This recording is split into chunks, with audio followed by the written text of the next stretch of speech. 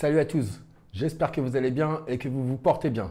Bienvenue dans cette vidéo dans laquelle nous allons faire un point marché, parler du Bitcoin qui est l'un des seuls actifs actuellement à monter vite et à monter fort, comme on l'avait vu dans une vidéo précédente. Le mouvement est en train de se confirmer. Est-ce que c'est une arnaque ou est-ce le début de la construction d'un gros mouvement haussier? Nous allons l'aborder tout à l'heure. Et il faut savoir aussi que le Bitcoin, là, il évolue à la hausse quand on a les indices financiers qui, eux, stagnent de leur côté. Donc on avait vu que le Bitcoin, il avait tendance à être corrélé aux indices financiers. Là, il est en train de se décorréler et c'est plutôt intéressant ce qui est en train de se passer. Et on aura peut-être le droit à de bonnes opportunités sur les crypto-monnaies. On passe derrière mon écran pour que je vous montre tout ça. Voici pour commencer un état des lieux de ce qui s'est passé sur les marchés américains sur un mois glissant. Les performances. Vous avez une map par secteur. Donc vous voyez que tout est rouge, mis à part dans la technologie et la communication, avec Google d'ailleurs que j'ai fait entrer au portefeuille.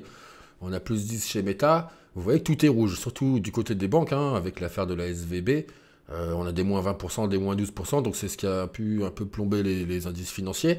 Mais vous voyez que tout est rouge. Donc en résumé, sur le SP500, on est à moins 5%. Sur l'indice MSCI World, on est à peu près à moins 4%. Quand le Bitcoin, lui, fait plus 20%.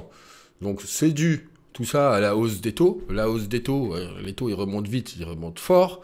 Ça a pour conséquence d'impacter tous les acteurs, que vous soyez particulier, une entreprise ou un État, ça va vous impacter. En tant que particulier, si vous demandez un prêt à la banque, si votre dossier il est fragile aujourd'hui, il pouvait passer il y a 2 ans, mais aujourd'hui il ne passera pas, puisque les banques, elles vous finançaient sans apport il y a 2 ans. Aujourd'hui, il faut un apport et elles acceptent de financer en plus, pour la plupart, que leurs clients.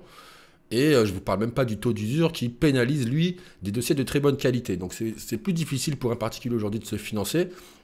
Pour une entreprise, si vous avez l'habitude de recourir à la dette, eh bien la dette coûte plus cher aujourd'hui, c'est plus cher de s'endetter. Et par conséquent, ça vous empêche d'investir correctement si vous êtes déjà fragilisé. Et pour un État, c'est la même chose. En résumé, d'ailleurs, on peut citer une expression que j'ai entendue qui est assez marrante, c'est que quand la mer se retire que l'on voit qui nage en slip. Eh bien, on peut appliquer ça à ce qui se passe actuellement sur les marchés financiers. La hausse des taux, elle a pour conséquence de mettre sur le côté les acteurs qui sont un peu fragiles. Ça ne veut pas dire qu'il faut s'arrêter d'investir, ça veut dire que quand vous allez investir, vous allez prendre plus de précautions et vous allez sélectionner vos entreprises en fonction de certains critères. Vous allez sélectionner des entreprises en bonne santé financière. Pour en revenir au Bitcoin, on va se mettre sur le graphique. Là, vous voyez le graphique. Il y a d'ailleurs toujours les flèches que j'avais tracées lors de la précédente vidéo. Le mouvement suit son cours. Il monte tranquillement tout en se décorrélant des marchés financiers. On est à plus de 20% sur un mois, 28 295 $. Et je pense que ce mouvement va se poursuivre. Pour moi, techniquement, là, c'est top. Franchement, on est au début du mouvement. C'est un mouvement qui, je pense, prendra du temps. Après, sur les crypto-monnaies, vous savez, ce sont des actifs qui bougent vite et fort.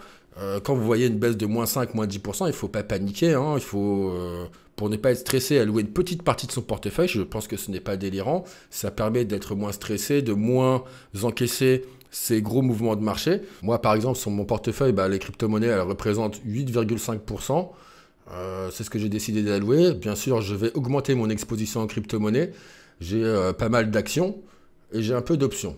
Ce portefeuille, sur un mois glissant, il est à moins 2%, quand vous avez des indices qui font du moins 5%. Et ce moins 2%, il s'explique par la partie Financial Service, avec ma position AXA, qui avait des gains latents. Ces gains latents ont été effacés avec l'affaire de la SVB Bank. Et en plus, j'ai pas eu de chance, c'est que j'ai remis des liquidités ce mois-ci et j'ai acheté plusieurs actions juste avant que plusieurs d'entre elles se cassent la figure. Quoi qu'il en soit, je reste serein sur mes investissements. Je vais augmenter mon exposition en crypto-monnaie pour accompagner ce joli mouvement. Je pense qu'on ira vers les 32 000 $ avant de commencer à refluer, puisque c'est la prochaine grosse résistance, comme je vous l'avais dit dans la précédente vidéo. Mais je pense que c'est un mouvement qui va se poursuivre, un mouvement très intéressant qu'il conviendra pour ma part d'accompagner. Dites-moi ce que vous en pensez dans les commentaires. Est-ce que vous allez y aller sur les crypto-monnaies? Moi, pour l'instant, je suis full Bitcoin. J'exclus pas de me diversifier sur d'autres crypto-monnaies au fur et à mesure de l'évolution du Bitcoin. Pour l'instant, je trouve ça encore un peu risqué. Que pensez-vous de la hausse du Bitcoin? Je vous souhaite une très bonne soirée. Salut, ciao, ciao!